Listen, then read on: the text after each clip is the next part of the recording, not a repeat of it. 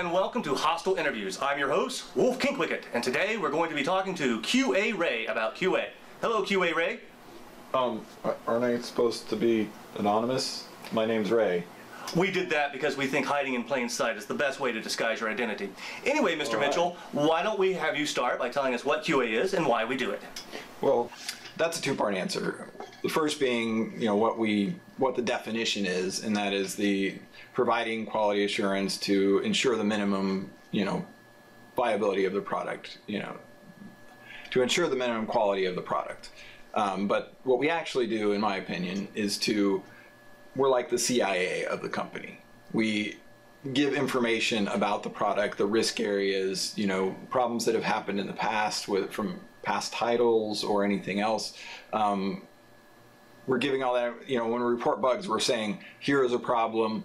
They don't have to fix it. We're just giving them that information that here it is, here's how bad it is, and here's why we think it's important.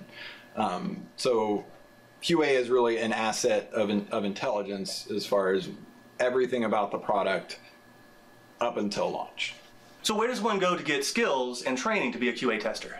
Well, experience is the best teacher. So you want to play as many games as you can. Try to find bugs in games that are finished products that, they shouldn't have bugs in them, but they do. You don't catch them all. Join any beta testing you can, but that doesn't mean just play the games. You have to actually contribute and write bugs in order to get that experience. Experience is the only way that you're going to get better at QA testing.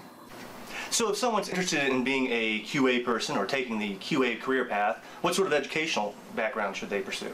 Well, that's a tricky question because there aren't any courses specifically designed for QA. You have game programming courses, design courses, art courses, but nothing that touches on just QA. So you want to stick with courses that center on, good communication skills or, computer science courses. You need a basic knowledge of computers and a scripting language is very beneficial.